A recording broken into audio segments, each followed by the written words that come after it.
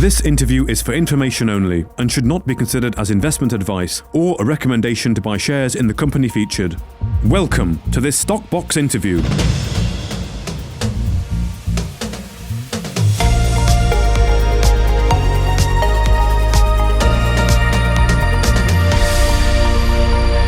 Joining us today is Oliver Friesen, the CEO of Golden Metal Resources, following the magnetic inversion results carried out at the company's Pilot Mountain project in Nevada. Well, thank you for joining us today. Oliver, how are you?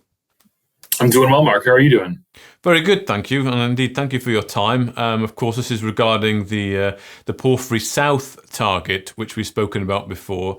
And you said from historic mag anomaly, you decided to do a high-resolution grid over the target, basically a quick survey to increase confidence. And the results are back as per this RNS with the 3D imagery, and the RNS stating a very significant body buried at depth. I want to just bring this picture in here so we can perhaps talk about it as we're doing this interview here. And you said in the interview that this is exactly what you were after. So, I mean, could you have hoped for more? I mean, was it better than expected, as you expected? Can you give us some context? I would say it's better than expected. So just to kind of step back a little bit and give a bit more context. So the way that this kind of model came about was when we first acquired the project, knowing there's 4 significant skarn zones at surface, in the back of our minds always there's got to be a porphyry somewhere, because to have a skarn system, you need a porphyry which drives the fluid flow and brings up the mineralization to form your skarn. So there's a porphyry somewhere. I mean, it could have been faulted away or structurally removed, but there has to be some sort of causative porphyry which has been related to or has caused all the mineralization that we found at surface, including the largest undeveloped tungsten deposit on U.S. soil. So significant skarn systems mean there's some sort of porphyry somewhere.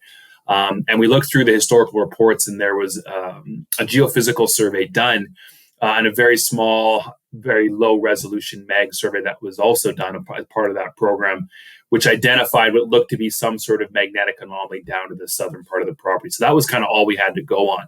And once again, in the back of our minds, we're going, we got to make sure we're looking for porphyry, because if we can find the porphyry here, that could sort of be the biggest prize of all if we are able to sink a drill hole into one of these things. So we went and did the IP survey. That was next. The main focus of that IP work was actually just identify further skarn zones at surface where we could grow the tungsten resource. But sure enough, down to the south, and actually just kind of we clipped this target here with that IP survey and found a chargeability halo, which are often associated with a porphyry system. And on top of that, a resistivity anomaly, which also corresponds to what you'd expect to find within a porphyry stock or some sort of intrusive center. So we're once again going, okay, there's something here further to the south. Let's go and do the magnetics to see what's down there. And sure enough, we extended the mag survey further to the south, right to sort of the edge of our property, and found a very large magnetic anomaly. We put out those results last week, which was just the 2D results at surface showing there's some sort of blob, but we didn't know what it looked like in 3D space. So we had the inversion results done, and that's why we got the results and why we're so happy, is to get the inversion and find out what that body looks like and also what depth it's at. So, you know, when you do the inversions, you don't know what you're going to find. The body could be very small. It could be very sort of discrete or linear. It could also be very deep, 500-600 meters down. But what you're seeing there, that red kind of orange halo at the bottom, that's the core of the anomaly. And it's at about 350 meters depth. And on top of that, I think what's really important, and one thing we did mention, is that the western part of the anomaly, now if you look at the 2D map in the RNS, you'll see where the western part is. That part of the anomaly actually extends all the way to surface. So that kind of orange shell moves all the way to surface just to the west there. And sure enough, the geophysical operators were walking over that anomaly, had no idea that to look for there. They were just, carrying out the survey. And they made a note in their phone or in the there you go there. So you'll see historic trench with strong malachite. So when they were doing their survey lines, sure enough, one of the operators actually took a note and took some photos of a historical trench there. And there was a pretty abundant malachite, which is kind of the main copper oxide that you expect to see within these systems at surface. So that kind of corroborates what we're seeing in that western anomaly. And then the eastern one, as we've shown in that section, that 3D section, is further down, but only about 350 meters depth. And it's potentially could be the porphyry that we've been looking for here. So very exciting results in that orange anomaly. We're going to go test that with that drill hole that you'll see on the map there during the program that will be starting quite imminently here. Well, that's very good to hear. We'll talk about that in a moment. The first question I want to ask is, how accurate are these 3D models? How much can they be relied upon? I mean, they're very accurate. It's just really, there's no interpretation being done by the geophysicist. He's just taking the raw data and plugging it into a system that kind of interpolates and figures out where this actual magnetic body is at depth. So they're very accurate. I mean, the important thing to note here is just because there's a magnetic anomaly with a coincident chargeability and resistivity anomaly doesn't mean it's a mineralized porphyry. We need to go and drill to figure out what that is. But what we're seeing there are obviously the signs or geophysical indicators of what should be or could be a porphyry. We need to go and drill it now to test it. But in terms of the actual magnetics and that blob you see there is a magnetic high anomaly at that depth in that location at Pilot Mountain. Just a question of what it is, and obviously we're hoping that it is the porphyry. Okay, yeah. So it could be a porphyry. There's definitely something there, but the truth detector will effectively tell you whether you found that porphyry or not. And I know that Pilot Mountain, of course, the headline commodity is tungsten, but of course, as well as tungsten, there's the copper, there's the silver, there's the zinc at surface. And you said before that they are related to these skarn-type deposits, which are then thus related to porphyries. But I mean, why are porphyry deposits, so hot, let's say, to go after? What are we talking here that makes them sort of the holy grail of exploration, maybe, let's say? Yeah, I mean, porphyry deposits, they're by far and away the world's most important and largest source of copper. So everyone, you look at all the big companies in the world, the BHPs, the Anglos, the Techs, they all, they're usually their flagship properties are copper porphyries. So they're really important systems globally. You find them all the way through Nevada, up through Idaho, down into Arizona. So the U.S. alone is a very important porphyry exploration area. And on top of that, as I mentioned, we are in a porphyry belt within Nevada. So that's where, we'd expect to find porphyries. And because they exist elsewhere within the belt there. So, they're really important sources of copper, and they're very large deposits, typically very, very large tonnage. So that's why they're such big prizes. And if you can find them relatively close to surface in great jurisdictions without, crazy topography, that can be even a bigger prize. So that's why we're so excited about looking for the causative, and hopefully that target is it. And are they quite difficult to find then, Oliver? Have there been any examples of recent discoveries of porphyries that you can perhaps suggest that, or tell us that might have happened recently? Yeah, I mean, copper porphyry exploration, I think, is so incredibly hot right now, just to sort of add on from the previous question, because copper is in a huge deficit right now. And all these major companies are signaling that there's not enough copper being explored for and discovered right now. So there's a huge push for copper porphyries because they can be the deposits and the size that we're going to need to fulfill the future demand for copper. So there's a lot of junior mining companies mostly that trade in Canada on the TSX, TSXV, which are going after porphyries in the US right now. A few of them have had some success quite recently. And have done some big raises on the back of that with major mining companies, and there's a lot of excitement in those names and in what they're doing there, and a lot of them are drilling right now. So we're excited to sort of be looking for our own porphyry on our property, which is wholly owned by us. And on top of that, we also have Garfield as well, and some promising looking porphyry targets there that are emerging. Indeed. And I recall last time that we spoke, you said that you were feeling very confident about the targets, that you've signed the drill contract now. The permit has indeed been approved, and you plan to get drilling 11th of May. And I understand you've optimized this drill program based off of this 3D. Yes, we've optimized the particular hole into Porphyry South. So what we had previously was we permitted one single drill pad, which was sort of centered or was placed in order to properly test the chargeability and resistivity anomaly, which looked like a porphyry.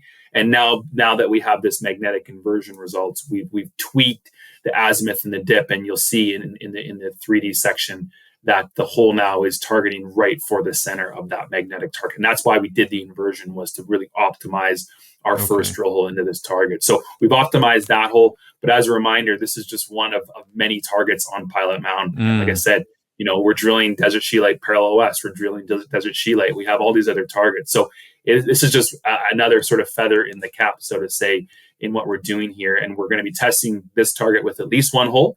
But like I said, we don't know what we're going to find there. Obviously, the signs are very encouraging. But on top of that, and moreover, we have other really exciting targets that we're probably equally as excited about. So there's going to be a lot to look forward to with this upcoming drilling program.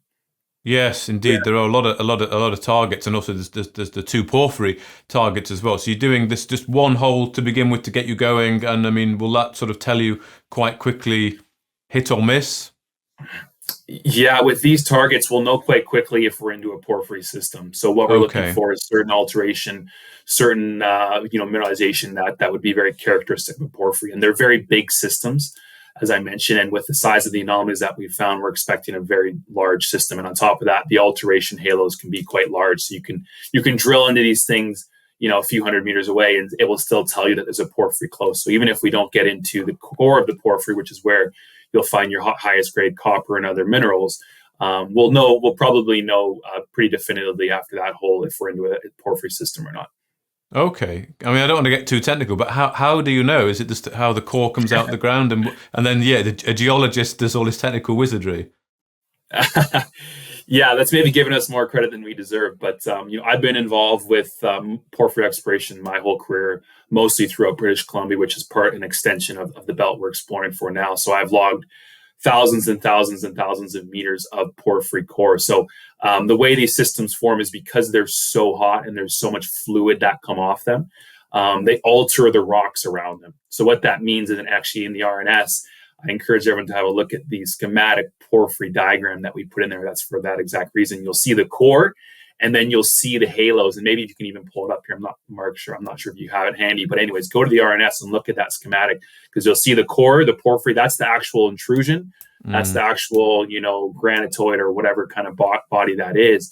And that's where you get your highest grades. But outside of that, there's different halos, because as the fluid moves away from the core, it cools down and the rocks alter in a certain way. So your kind of more distal alteration will be more propylitic, so very pyrite rich, a lot of chlorite, those type of things.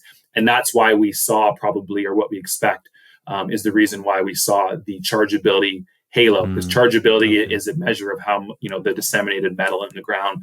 So the fact that we're seeing that kind of chargeability halo around the main core is potentially telling us that that's the propylitic halo, which is your lower grade, mostly pyrite dominated mineralization. And as you get hotter and towards the core, that goes from pyrite to chalcopyrite to bornite. Those are your higher temperature copper minerals. So very characteristic kind of porphyry style. Like I said, if we drill 400 meters away from the core, we're still going to be in that propylitic halo. And we'd say, hey, there's the pyrite, there's the chlorite, there's the minerals we expect to see in the cooler parts of the system.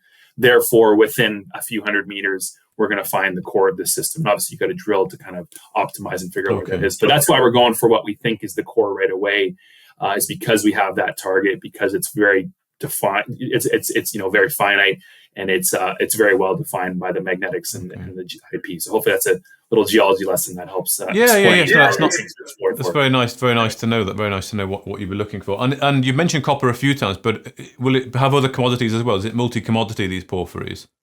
Yeah, they almost always are. So what typically will happen is you look at the mineralization that you're seeing in the scar, and in this case, we have dominantly tungsten and copper and silver. So because the skarn is related to a porphyry, the fluid flow, or the chemistry of the fluid that has formed the skarn, will be obviously related to what you find in the porphyry. So in this case, we probably expect to find some tungsten in that porphyry, if it is a porphyry, obviously. We expect to find certainly copper is probably the dominant mineral. But there, it could be a range of different metals as well. I mean, silver is quite common in these systems. Gold's quite common. And then a handful of others. But copper is typically the main mineral. Molybdenum is another one that you could find. But obviously, based on the mineralization and the alteration we're seeing in the skarn, which is tungsten, copper, silver, that will indicate what we would expect to find in the causative porphyry for that particular system. And these porphyries at Pilot Mountain, could they also be related to the porphyries at Garfield as well? No, it's too far away, but the same porphyry belt. So what we could see here is actually multiple intrusions that are of the same time age. So they came in around this, say, 85 million years ago. Because what happens is during certain metallogenic events, porphyries will come up within those belts around the same time period and form all the deposits within that belt. So we expect that all the systems within the Walker Lane, as far north as Reno, where the Pumpkin Hollow copper porphyry is, you'd expect those to be all of the same age, and that's how these porphyry belts are formed. Is you have intrusions all coming up around the same time, forming multiple copper porphyry systems within a finite area. I mean, it's a very large area, but finite in terms of where you find them. Okay, good. And this is a final question. And you're looking to start 11th of May, so only a few days away. I'm sure you'll be keeping people updated with what's going on, with some pictures of the drill on site there. But I mean, how long is it expected to take? And the ultimate question is, when do you think you'll know, be able to communicate the findings to the market? So the program will be starting May 11th. That's currently the plan date and remains as so. So I'm actually, I was in DC and I was going to head out straight to Nevada, but had to come back to London for a few meetings. But I'm heading out there this weekend now to kick that program off. So we're doing lots of videos, interviews from site, and core will be coming out of the ground, which is really exciting. In terms of timelines, the great thing about operating in Nevada and where we are is the lab that we're using is only about a 2-hour drive away. So what that means is we can be sending samples in batches. So if we drill one hole, we can process that core on site and send those samples immediately to the lab and start that process. And the turnaround times right now within Reno and within our lab aren't too egregious. We're talking kind of between 6 and 8 weeks, which is quite good in the grand scheme of things. So results will be coming quite quickly here and continuously, which is exciting. In terms of visuals, it depends on what we're seeing there. We can certainly announce visuals if it warrants. As mentioned, there's multiple targets we're drilling here. We're drilling a bunch of other skarn targets as well. So there's going to be a lot of different targets we're going for. Most likely not all of them hit. But that's kind of why we do this, right? I mean, one of those targets, if we are successful in finding a new zone, I can completely change the trajectory of the company. And that's why we do this. So it's going to be a lot of news flow starting May 11th. I'll be on site kicking things off. And then from there on, for the next multiple months, you can expect to see a lot of news out of Pilot Mountain. And then there's stuff going on at Garfield as well. And we'll have some inversion results for the market quite soon here. And that will also dictate what the next steps are there. And this one hole, of course, at the porphyry here, is this the start of a program? You've mentioned that there's plenty of news flow to come. So have you got an idea of what the exploration, the sort of program will look like? Yeah, so what we've done is we've announced to the market a minimum of 2,000 meters. So that will be distributed between multiple targets. That will include Desert Scheelite, our main zone. We have some PFS infill drilling and some step-out drilling to do there. So we'll certainly be drilling probably minimum 5 or 6 holes into that target. Those are much shorter holes, and the mineralization is closer to surface. On top of that, Desert Scheelite Parallel West, we permitted 2 sites there, so we have some holes planned as well. We also have some holes permitted further north, I think Good Hope, and in the northern porphyry target as well. So what we're going to do here is, as I mentioned, minimum 2,000 meters. One of those holes will be certainly in the Porphyry South. Desert Scheelite Parallel West, we'll get a few holes, Desert Scheelite, and then further north we'll drill some as well. So it's going to be sort of an iterative process. I don't want to promise that we're going to drill 6 here and 2 here and 1 here, but we're going to have a minimum of at least 1 hole in the Porphyry South, 2 into Desert Scheelite Parallel West, and then I'd say probably 6 into Desert Scheelite. But what we're going to do is we're going to iterate. And if we find a new zone, or if we get into something really interesting, we can very quickly and easily pivot to drill more holes there. And at that stage, we'd probably expand the program. So what we're doing is making sure that all the main targets will get tested with at least 1 hole as part of this program. And then we'll be iterating and moving quite efficiently here and nimbly to make sure that we're kind of giving our drilling our best targets and giving hopefully the best results for the market here. Excellent. Well, I'm looking forward to following that news flow as and when it starts to come through. But thank you very much for your time today. Oliver Friesen, the CEO of Golden Metal Resources. Yeah, thanks, Mark. If you enjoyed this interview, then give us a thumbs up, a like or a retweet. Subscribe to us on YouTube or follow us on Twitter and hit that notification bell to be the first to know when we release new content. There's loads of great content on our website too, across all our programs at stockboxmedia.com. Thank you for watching.